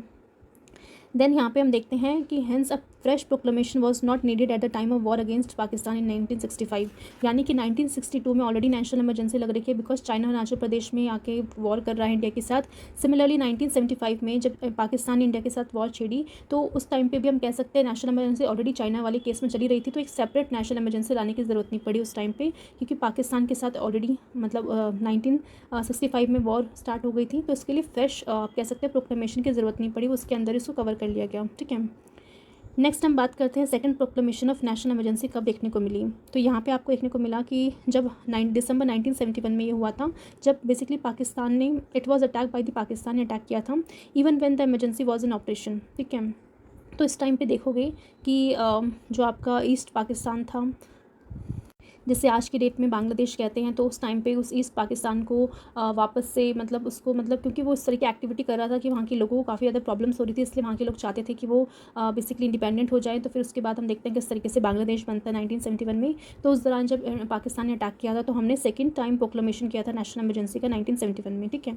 अब थर्ड टाइम, अब आपको यहाँ पे ये देखना है कि जो पहली फर्स्ट एंड सेकंड टाइम पे आप देख रहे हो कि 1962 जब चाइनास ने एग्रेशन किया, सिमिलरली जो पाकिस्तान ने 1965 में किया, इसके अलावा दिसंबर 1971 में जब पाकिस्तान ने अटैक किया। तो ये जो एग्रेशन यहाँ पे हम देख रहे हो तो एक्सटर्नल एग्रेशन है। ठीक है, तो ये आपको याद रखना है कि फर्स्ट 2 नेशनल इमरजेंसी जो इम्पोज की गई थी इंडिया में, वो एक्सटर्नल एग्रेशन के कारण की गई थी। बट जो थर्ड प्रोक्लेमेशन जब किया गया नेशनल इमरजेंसी का, वो बेसिकली किया गया किस बेसिस पे, इंटरनल डिस्टर्बेंसेस, बिकॉज उस समय उसको इंटरनल डिस्टर्बेंस कहते थे, बाद में उसका नाम चेंज करके आर्म्ड रिबेलियन कर दिया गया। ठीक है, तो नेशनल इमरजेंसी को लगाया गया 1975 में। और आपको ध्यान रखना पड़ेगा कि जो सेकंड इमरजेंसी जो लगाई गई थी 1971 में, वो चल ही रही थी कि साथ ही साथ जो है 1975 में एक इंटरनल इमरजेंसी लगा दी गई। तो आप सोच सकते हो कि एक तो चली रही है और दूसरी भी आपने इम्पोज कर दी। ठीक है, पहली वाली जो चल रही है वो एक्सटर्नल एग्रेशन के कारण इमरजेंसी चल रही है, सेकंड जो आपने लगा दी वो इंटरनल डिस्टर्बेंसेस के थ्रू लगा दी, एंड ये दोनों की दोनों इमरजेंसी जो है रिवोक हो जाएंगे मार्च 1977 में। देन आपको ये बात आप पता ही है, क्योंकि इमरजेंसी जो 1975 में लगाई गई थी वो इंटरनल इमरजेंसी है, एंड काफ़ी ज़्यादा कंट्रोवर्शियल ये रही थी इमरजेंसी, बिकॉज उस टाइम पे जो इंदिरा गांधी थी उन्होंने अपने हिसाब से जो है डिसीजन लेके इसको हम देख सकते हैं इमरजेंसी को इम्पोज किया गया था, यहाँ तक कि उन्होंने अपनी कैबिनेट तक से डिसीजन नहीं लिया। तो काफ़ी ज़्यादा हम कह सकते हैं इसका मिसयूज़ किया गया इमरजेंसी के पावर का उस समय की गवर्नमेंट ने, एंड इसको इसलिए काफ़ी ज़्यादा इसको क्रिटिसाइज़ किया जाता है आज की डेट में भी। ठीक है, देन हम देखते हैं कि उस टाइम पे जब इस तरीके से इंदिरा गांधी जी ने किया था, तो जब इलेक्शन हुए गए लोकसभा के 1977 में, तो after the emergency the Congress party led by the Indira Gandhi lost. Obviously इस तरह से अगर इंदिरा गांधी इमरजेंसी लगाएंगी तो सब तो ना खुश रहेंगे ना, उसके कारण हमने देखा कि अगले मतलब उसकी नेक्स्ट टाइम जब इलेक्शन हुए लोकसभा की, तो कांग्रेस पार्टी जो हार गई। वो कांग्रेस पार्टी जो हमेशा मेजॉरिटी में रहती थी, कहीं ना कहीं आप देख सकते हो हमेशा एक कह सकते हैं सिंगल पार्टी थी जो आपको स्टेट सेंटर दोनों में देखने को मिलती थी। इस इमरजेंसी के दौरान जो है वो कांग्रेस पार्टी सेंटर से हार गई थी, एंड उसकी जगह जो दूसरी पार्टी आई जो थी वो जनता पार्टी, वो पावर में आ गई। और जब जनता पार्टी पावर में आई तो इस गवर्नमेंट का सबसे पहला काम क्या रहेगा भाई, ऑब्वियसली जो पहले की गवर्नमेंट है जिस तरीके से उसने काम किया तो उसके बारे में कुछ तो इन्वेस्टिगेशन करेंगे वो। तो वही किया कि जनता पार्टी ने एक अपॉइंट किया शाह कमीशन को, ताकि वो इन्वेस्टिगेट करे क्या क्या सर्कमस्टांसेस थे जिसके बेसिस पे इंदिरा गांधी ने इमरजेंसी लगाई। मतलब कोई तो ऐसा रीज़न रहा होगा ना जब इंदिरा गांधी जी को लगा होगा कि भाई अब इमरजेंसी लगानी चाहिए, तो वो सर्कमस्टांसेस को फाइंड आउट करने को कहा गया शाह कमीशन को। एंड शाह कमीशन ने बेसिकली ये कहा कि जो भी इमरजेंसी डिक्लेयर की गई थी, जिस जिस पॉइंट के ऊपर कहीं ना कहीं वो इनवैलिड है, मतलब कहीं ना कहीं वो सही रीज़न नहीं है जिस हिसाब से इंदिरा गांधी ने उस समय इमरजेंसी लगाई, वो सही नहीं था, बिकॉज ऐसे सर्कमस्टांसेस थे ही नहीं जिसके कारण इमरजेंसी को लगाना पड़ा। तो इस इन्वेस्टिगेशन की रिपोर्ट के तहत हम देख सकते हैं कि एक अमेंडमेंट लेके आई गवर्नमेंट, जो कि था 44th अमेंडमेंट एक्ट 1978। और इस अमेंडमेंट एक्ट ने आप देख सकते हो काफ़ी सारे सेफगार्ड्स जो है इशू किए जो कहीं ना कहीं मिसयूज़ ऑफ इमरजेंसी प्रोविजन के खिलाफ थे। यानी इस अमेंडमेंट ने एक चीज़ तो कर दी कि आने वाली गवर्नमेंट, कोई भी गवर्नमेंट हो, वो इन इमरजेंसी प्रोविजंस को मिसयूज़ ना करें अपने हिसाब से, इस तरीके से कभी भी इमरजेंसी ना लगा पाए। तो उसके लिए कहीं ना कहीं सेफगार्ड्स करके रखे थे इस अमेंडमेंट एक्ट ने। तो आप देख सकते हो कि हमने जब भी नेशनल इमरजेंसी हम पढ़ रहे थे उस दौरान हमने काफ़ी सारी चीज़ें देखी कि 44th अमेंडमेंट एक्ट के थ्रू ये चेंजेस आए, जैसे कि आप देख सकते हैं जो आर्टिकल नंबर 358 अभी हमने डिस्कस किया, आर्टिकल नंबर 359 डिस्कस किया, इसमें भी काफ़ी सारे रिस्ट्रिक्शंस इम्पोज कर दिए थे किस तरीके से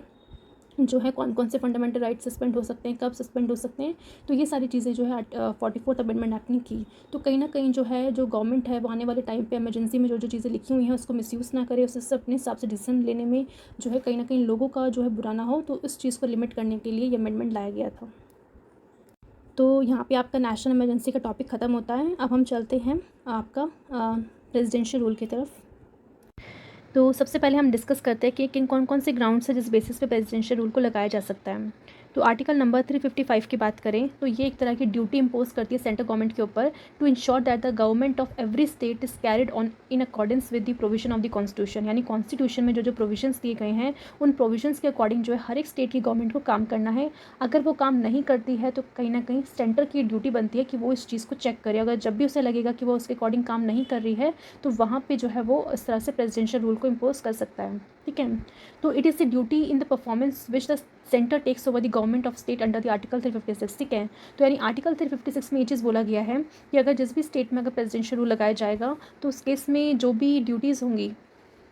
यानी कि स्टेट का जो भी काम होगा वो सिर्फ सेंट्रल गवर्नमेंट के अंदर आ जाएगा, और जो स्टेट गवर्नमेंट है कहीं ना कहीं वो सेंटर के अकॉर्डिंग फिर जो है काम करेगी। उसके अकॉर्डिंग जो है बेसिकली कि सेंटर के पास पूरा कंट्रोल आ गया तो सेंटर वहाँ पे किस तरीके से लॉ लाना है, कैसे एडमिनिस्ट्रेशन चलाना है, वो सिर्फ सेंटर डिसाइड करेगा। ठीक है, तो इस चीज़ को बेसिकली क्या कहा गया है, प्रेसिडेंशियल रूल बोला गया है। इसको साथ ही साथ हम देखते हैं, हमने पहले भी डिस्कस किया था, स्टेट इमरजेंसी और कॉन्स्टिट्यूशन इमरजेंसी बोला जाता है। बट ऑल्दो हमारी कॉन्स्टिट्यूशन के अंदर जो है इस प्रोविजन को जो है इमरजेंसी नहीं बोली गई है, केवल नेशनल इमरजेंसी को इमरजेंसी का टैग मिला हुआ है। ठीक है, क्योंकि वो ऑब्वियसली आप जानते हो कितना इंपॉर्टेंट फैक्टर है कि जो वॉर लाइक सिचुएशन है तो उस केस में उसको इमरजेंसी बोला गया। बाकी जो कॉन्स्टिट्यूशन के हिसाब से काम ना करना उस अकॉर्डिंग को हम प्रेसिडेंशियल रूल के अंदर ही देखते हैं। ठीक है, अब प्रेसिडेंशियल रूल जो है उसको हमने प्रोक्लेम किया जाता है अंडर आर्टिकल 356 ऑन 2 ग्राउंड्स। ठीक है, 2 ग्राउंड्स के ऊपर हम इसको देखते हैं।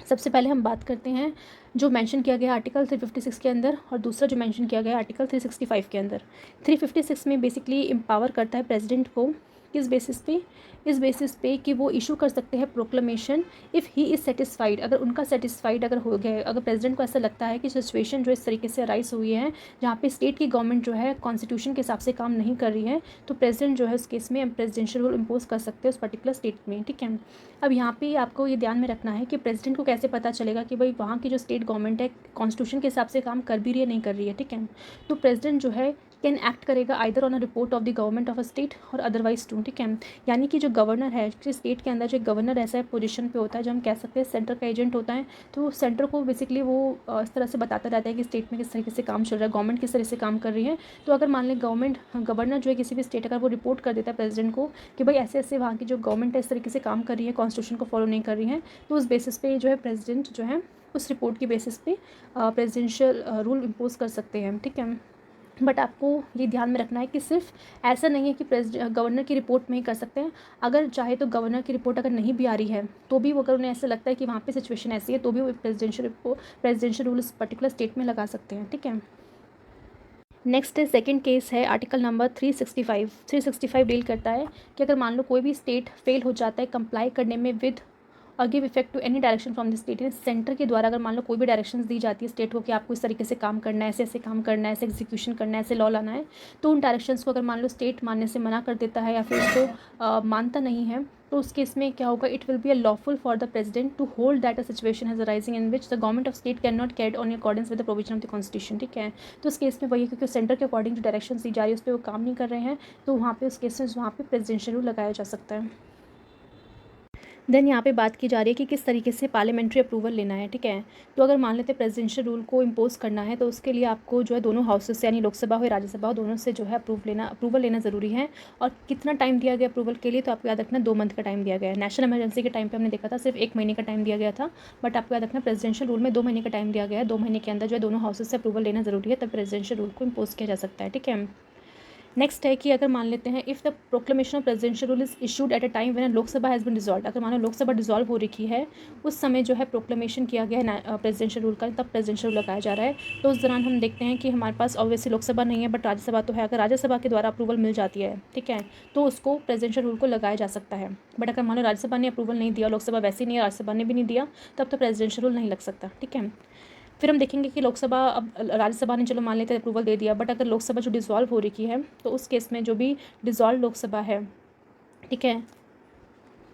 और साथ साथ यहाँ पे ये भी बोला गया है कि जब 2 महीने का टाइम दिया गया था अप्रूवल लेने के लिए, उस 2 महीने के अंदर तक मान लेते हैं कि वो लोकसभा डिसॉल्व हो गई, ठीक है। तो दोनों ही केस में हम देख लेते हैं। तो उस केस में जो भी नई लोकसभा आएगी, तो उस नई लोकसभा का जो फर्स्ट सिटिंग होगा, फर्स्ट सिटिंग में जो उसका जो 30 दिन, मतलब फर्स्ट सिटिंग के से हम काउंट करें तो 30 दिन के अंदर उन्हें अपना अप्रूवल देना पड़ेगा, ठीक है। तो जैसे वो अपना अप्रूवल दे देंगे तो उसको कंटिन्यू किया जाएगा। अगर वो नहीं देंगे अप्रूवल या फिर उसको डिसकंटिन्यू करने के लिए बोलेंगे, तो उस फर्दर जो प्रेसिडेंशियल रूल है उसे डिसकंटिन्यू कर दिया जाएगा, ठीक है। नेक्स्ट यहाँ पे कहा गया है कि अगर मान लेते दोनों हाउसेस से अप्रूवल मिल गया, तो जो प्रेसिडेंशियल रूल है वो कंटिन्यू रहेगा 6 महीने के लिए। यानी एक बार प्रेसिडेंशियल रूल लगा तो 6 महीने तक आपका रहेगा। उसके बाद अगर फर्दर लगाना है तो फिर से आपको अप्रूवल लेना पड़ेगा, ठीक है। बट आप देख सकते हो कि 42nd अमेंडमेंट एक्ट आया था 1976 में। इसने बेसिकली जो टाइम पीरियड था 6 महीने का, उसे बढ़ा के 1 साल कर दिया। यानी एक बार में जब प्रेसिडेंशियल रूल लगाया जाएगा तो वो 1 साल के लिए वैलिड रहेगा। फर्दर आगे बढ़ाना हो तो फिर से फर्दर 1 साल का रहेगा। तो इस तरीके से बोला गया था। बट क्योंकि हम देख सकते हैं 1 साल बहुत ज़्यादा होता है, तो 44th अमेंडमेंट एक्ट 1978 ने अगेन अमेंडमेंट करके इस पर्टिकुलर 1 साल को कहीं ना कहीं फिर से 6 महीने में रिड्यूस कर दिया। यानी आज की डेट में आपका 6 मंथ जो है सिर्फ 6 मंथ के लिए कंटिन्यू हो सकता है प्रेसिडेंशियल रूल।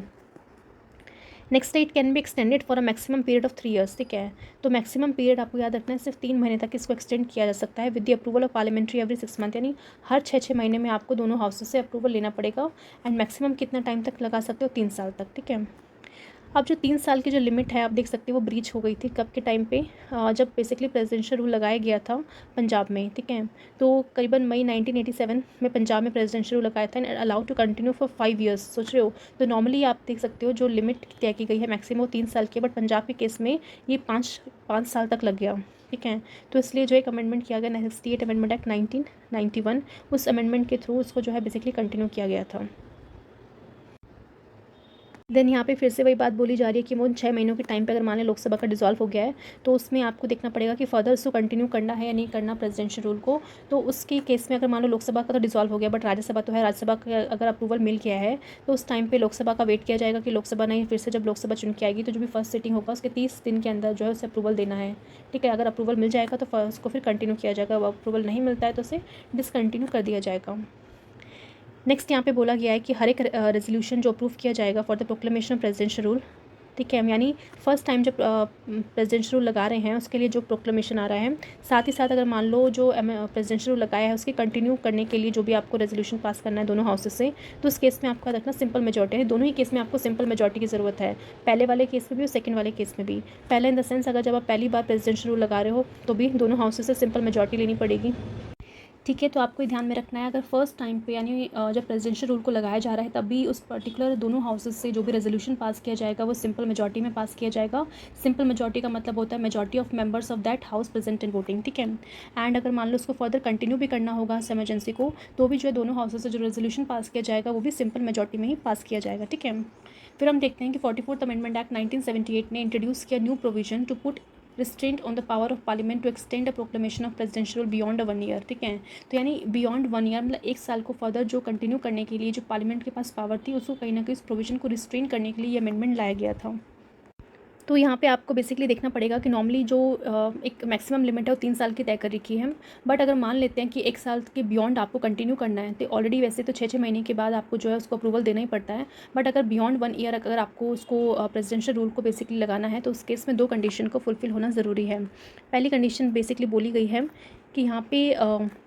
अगर मान लेते हैं कि जो प्रेसिडेंशियल रूल जिस पे लगाया जा रहा है, जिस स्टेट पे लगाया जा रहा है, उस दौरान जो है वहाँ पे नेशनल इमरजेंसी का प्रोक्लेमेशन हो रखा है और नेशनल इमरजेंसी जो है पूरे के पूरे इंडिया में या फिर इंडिया के किसी पार्ट में, मतलब इंडिया का कोई पार्ट है नहीं, स्टेट का किसी पार्ट में अगर नेशनल इमरजेंसी उस समय लग रखी है तो उस केस में जो है प्रेसिडेंशियल रूल को बियॉन्ड 1 ईयर जो है बेसिकली एक्सटेंड किया जा सकता है। सेकंड रीज़न ये होगा कि अगर मान लेते हैं कि इलेक्शन कमीशन जो है सर्टिफाई कर दे दैट द जनरल इलेक्शन जो है लेजिस्लेटिव असेंबली के of that concern state can not be held on account of difficulties, यानी कि उस पर्टिकुलर स्टेट में कुछ डिफिकल्टीज़ चलने की वजह से जो है वहाँ पे उस समय इलेक्शन करवाने जो है थोड़ी मुश्किल है। तो मुश्किल अगर हैं तो इट मीन्स वहाँ पे इलेक्शन नहीं होंगे यानी नई सरकार नहीं आएगी और जो पुरानी सरकार है वो कॉन्स्टिट्यूशन के हिसाब से वैसे अच्छे से काम नहीं कर रही है, तो नई सरकार आ नहीं सकती है, पुरानी सरकार काम नहीं कर सकती है, तो इसलिए वहाँ पे प्रेसिडेंशियल रूल जो है 1 ईयर के लिए एक्सटेंड कर दिया जाएगा, ठीक है।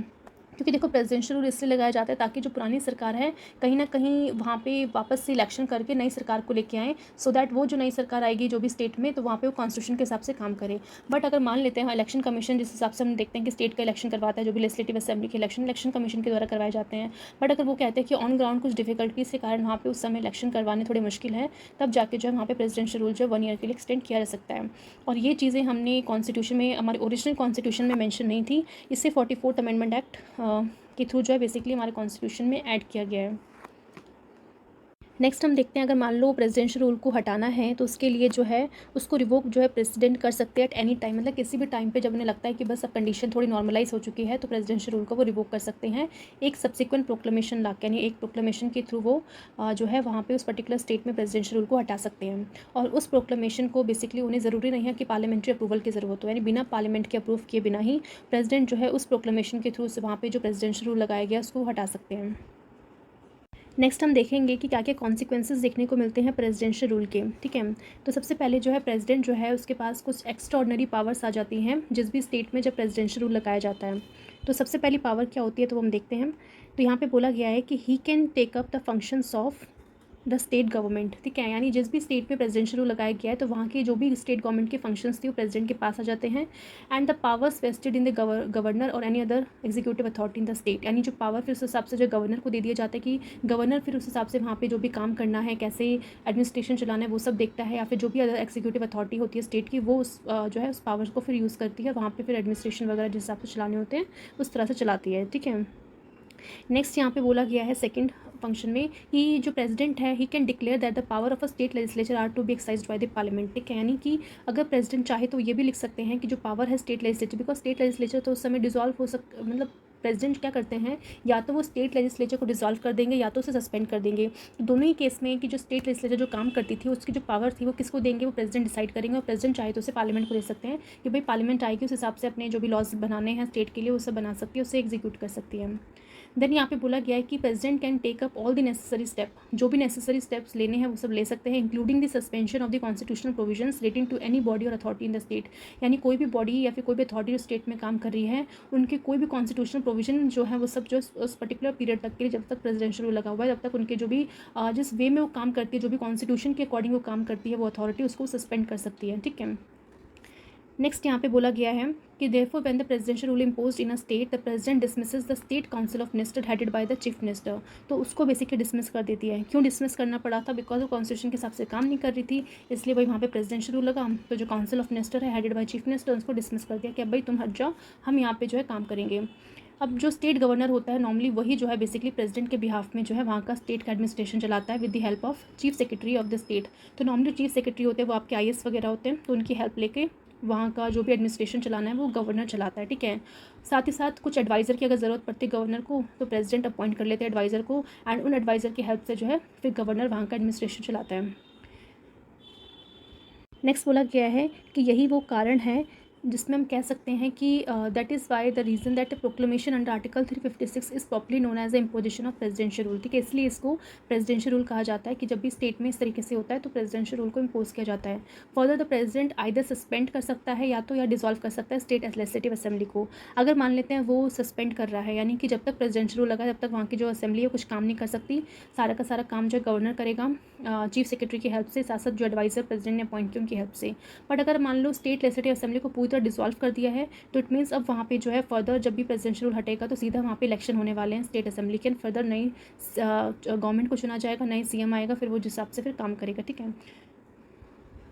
तो इन केस ऑफ डिसोल्यूशन तो यहाँ पे लिखा है कि fresh elections are to be held for constituting new legislative assembly बनाई जाएगी उस पर्टिकुलर स्टेट में। अब हम देखते हैं कि when the state legislator is suspended और डिसॉल्व, जब भी अगर स्टेट लेजिस्लेचर को सस्पेंड किया जाएगा, डिसॉल्व किया जाएगा तो किस तरीके से पार्लियामेंट वहाँ पे काम कर सकते हैं। तो सबसे पहले यहाँ पे बोला गया है कि जो हमारा पार्लियामेंट है वो डेलीगेट कर सकता है power to make laws for the state to the president को या फिर किसी अदर अथॉरिटी को specified by him in this regard, यानी पार्लियामेंट चाहे तो वो प्रेसिडेंट को पावर दे सकता है या फिर कोई और ऐसी अथॉरिटी को पावर दे सकता है कि वहाँ पे जो भी स्टेट है उस स्टेट में किस तरीके से लॉज बनाना है, तो उस स्टेट की जो पावर है तो प्रेसिडेंट को दे सकता है फिर किसी और अथॉरिटी को दे सकता है, ठीक है। कौन दे सकता है तो आपको याद रखना पड़ेगा पार्लियामेंट। अगर पार्लियामेंट जो है पावर प्रेसिडेंट को दे रहा है तो क्या प्रेसिडेंट खुद जाके वहाँ पे लॉ बनाएंगे? नहीं, प्रेसिडेंट के बिहाफ में कौन बनाएगा? गवर्नर बनाएगा। किसकी हेल्प से? चीफ सेक्रेटरी की हेल्प से, ठीक है। अगर किसी और अथॉरिटी को दे रहा है तो अथॉरिटी वहाँ पे जाके लॉज बनाएगी, तो हो सकता है वहाँ के चीफ सेक्रेटरी से भी हेल्प ले ले, ठीक है। तो इस तरीके से काम चलेगा। सेकंड यहाँ बोला जा रहा है कि पार्लियामेंट और इन केस ऑफ डेलीगेशन जब भी होगा तो प्रेसिडेंट और any other specified authority can make laws बना सकती है, conferring power and impose duty on the centre और इट्स ऑफिसर एंड अथॉरिटी। यानी जिसको भी ये पावर मिलेगी वहाँ पे लॉ बनाने की, अगर वो चाहे प्रेसिडेंट को मिले या फिर किसी भी एक स्पेसिफाइड अथॉरिटी को अगर पावर मिल रही है कि वहाँ पे स्टेट में जो भी सब्जेक्ट्स हैं उनके ऊपर लॉ बनाना है, तो उस केस में जो भी ऑफिसर्स होंगे, जो भी अथॉरिटीज़ होंगे, उनकी क्या क्या ड्यूटीज़ रहने वाली, कैसे वो काम करेंगे, सारी पावर जो है उस अथॉरिटी के पास या उस प्रेसिडेंट के पास आ जाएगी, ठीक है। मतलब हमारे जो प्रेसिडेंट है उनके पास आ जाएगी। नेक्स्ट यहाँ पे बोला गया है कि जो प्रेसिडेंट हैं वो ऑथराइज़ करेंगे, ठीक है, when the Lok Sabha is not in the session. मान लेते हैं अगर लोकसभा सेशन में नहीं है तो उस समय प्रेसिडेंट ऑथराइज़ करेंगे कि किस तरीके से जो एक्सपेंडिचर करना है, जो भी खर्चा करना है from the state consolidated fund, यानी स्टेट का जो कंसोलिडेटेड फंड होता है वहाँ पे स्टेट का पैसा रखा होता है, वहाँ पे जो स्टेट का पैसा रखा होता है उसी पैसों से वो स्टेट का एडमिनिस्ट्रेशन का या फिर जो भी खर्चा पानी होता है सिर्फ वहीं से चलता है। तो किस तरीके से वहाँ से पैसा निकालना है, कैसे एक्सपेंडिचर करना है, तो वो सब जो है प्रेसिडेंट ऑथराइज़ करेंगे। कब? जब लोकसभा सेशन में नहीं है, ठीक है। और बट उसके लिए उन्हें सेंक्शन लेना पड़ेगा पार्लियामेंट से, यानी जो भी वो इस तरह से करेंगे उसके लिए पहले उन्हें सेंक्शन लेना पड़ेगा, नहीं पार्लियामेंट से अप्रूवल लेना पड़ेगा। नेक्स्ट यहाँ बोला गया है कि president can promulgate when the parliament is not in the session, कि जब पार्लियामेंट सेशन में नहीं हो तो उस समय जो है क्या लेके आ सकते हैं? ऑर्डिनेंस लेके आ सकते हैं for the governance of the state. यानी क्योंकि पार्लियामेंट सेशन में नहीं है, यानी पार्लियामेंट सेशन में नहीं है मतलब लोकसभा भी नहीं है, राज्यसभा भी सेशन में, क्योंकि हम जानते हैं 3 ही टाइम पे सेशन में होती है, समर, विंटर और आप देख सकते हो, ठीक है, और एक ऑटम होता है। तो इन तीनों टाइम पे वो प्रेसिडेंट मतलब जो हमारी लोकसभा राज्यसभा है बैठती है और अपना हिसाब से जो भी काम करती है। बट अगर मान लेते हैं कि वो सेशन में ही नहीं है उस समय, तो प्रेसिडेंट के पास पावर है कि वो ऑर्डिनेंस ला के ऑर्डिनेंस के थ्रू जो भी लॉ बनाना है स्टेट के लिए वो बना सकते हैं, ठीक है। नेक्स्ट यहाँ पे बोला गया है कि जो भी लॉ बनाया जाएगा पार्लियामेंट के द्वारा या फिर प्रेसिडेंट के द्वारा या फिर कोई भी अथॉरिटी जो पार्लियामेंट ने वहाँ पे बनाई है, वहाँ पे लॉज बनाने के लिए जो भी अथॉरिटी को अपॉइंट किया है, तो उनके द्वारा जो भी लॉज बनाया जाएगा, ठीक है, वो ऑपरेट रहेगा even after the presidential rule. यानी कि अगर मान लेते हैं प्रेसिडेंशियल रूल उस पर्टिकुलर स्टेट में हट भी गया, तब भी जो है वहाँ पे जो भी लॉज बनाए गए हैं उस टाइम पे वो तब तक वैलिड रहेंगे, ठीक है। यानी it means that the period for which such a law remains in force is not conterminous with the duration of proclamation. यानी जो बेसिकली ड्यूरेशन था प्रेसिडेंशियल रूल का और जो बेसिकली जो भी लॉज बनाए गए हैं उनका ड्यूरेशन सेम नहीं है। भले ही प्रेसिडेंशियल रूल की ख़त्म हो जाए बट वो जो लॉज बनाए रहे हैं वो भी फिर भी इफेक्टिव रहेंगे। बट यहाँ पे एक चीज़ बोली गई है कि अगर मान लेते हो तब तक इफेक्टिव रहेंगे जब तक पुरानी लोकसभा मतलब पुरानी जो लेजिस्लेटिव असेंबली वहाँ पे है, अगर मान लेते हैं जो नई न्यू लेजिस्लेटिव असेंबली वहाँ पे बनाई गई है, न्यू इलेक्शंस वहाँ पे कंडक्ट करवाए गए हैं, उसके दौरान अगर नई लेजिस्लेटिव असेंबली आई है, न्यू चीफ मिनिस्टर्स आए हैं, तो वो चाहे तो जो लॉज बनाए थे उनको वो रिपील कर सकती है, मतलब पूरी तरह से ख़त्म कर सकती है या फिर कोई चेंजेस ला सकती है या फिर से उसे इनेक्ट कर सकती है अपने हिसाब से, ठीक है। बट ये तभी हो सकता है जब वहाँ पे न्यू लेजिस्लेटिव असेंबली फॉर्म हुई हो, ठीक है। देन यहाँ पे कुछ चीज़ बोला गया है कि जो प्रेसिडेंट है, ठीक है, तो जिस हिसाब से हम देखते हैं जब भी स्टेट में प्रेसिडेंशियल रूल लगता है तो इसका मतलब ये नहीं है कि प्रेसिडेंट वहाँ पे इस हिसाब से उनके पास पावर आ जाए कि जो भी कंसर्न स्टेट हाई कोर्ट है या फिर जो भी तो स्टेट हाई कोर्ट की जो भी पावर्स है उनको बेसिकली अपने हाथ में प्रेसिडेंट नहीं ले सकते, ठीक है। यहाँ पे बोला गया है मतलब उनकी जो भी कॉन्स्टिट्यूशन पावर्स है उसको वो सस्पेंड नहीं कर सकते। स्टेट में जो हाई कोर्ट है वो अपने हिसाब से कॉन्स्टिट्यूशन के हिसाब से काम करता रहेगा, बस वहाँ की जो गवर्नमेंट है वो बेसिकली बस प्रेसिडेंशियल रूल के दौरान अच्छे से काम नहीं कर सकती क्योंकि वहाँ पर प्रेसिडेंशियल रूल लग चुका है और प्रेसिडेंट के हिसाब से वहाँ पर फिर काम किया जाएगा, ठीक है। और या फिर इसको ऐसे समझ सकते हैं कि जो कॉन्स्टिट्यूशनल पोजीशन है, स्टेटस है, पावर है, फंक्शंस है कंसर्न स्टेट हाई कोर्ट की, वो हमेशा सेम रहेंगे ड्यूरिंग द प्रेसिडेंशियल रूल। यानी प्रेसिडेंशियल रूल के दौरान जो भी आपकी हाई कोर्ट है उसकी जो पोजीशन है, उनकी जो पावर है, उनके जो फंक्शंस है, उनमें कोई भी चेंजेस नहीं लेके आ सकते प्रेसिडेंट, ठीक है। जो भी चेंजेस आएंगे वो सिर्फ गवर्नमेंट के जो भी फंक्शंस है, उनके जो एडमिनिस्ट्रेटिव पावर्स है, लेजिस्लेटिव पावर है, उसमें चेंजेस आएंगे। अदरवाइज स्टेट हाई कोर्ट में कोई भी चेंजेस नहीं देखने को मिलेंगे। तो यहाँ पे हमने ये पार्ट ख़त्म कर लिया। बाकी जो प्रेसिडेंशियल रूल का आपका ये बचा हुआ है कि कैसे यूजेस है आर्टिकल 356 के, देन स्कोप क्या है जुडिशियल रिव्यू का, तो ये सब हम जो है नेक्स्ट वीडियो में अच्छे से कवर करेंगे। तो आज के लिए बस इतना ही है। तो आई होप आपको ये वीडियो अच्छे से समझ में आई हूँ। अगर आपको अच्छी लगी तो प्लीज़ लाइक कीजिएगा, लोगों के साथ शेयर कीजिएगा। अगर आपने सब्सक्राइब नहीं किया तो प्लीज़ सब्सक्राइब कर दीजिए चैनल को, एंड सो दैट आपको वीडियो टाइम से मिल जाए। एंड अगर कोई भी डाउट हो तो आप प्लीज़ कमेंट बॉक्स में अपनी अपनी क्वेरीज लिख सकते हैं। Thanks for watching.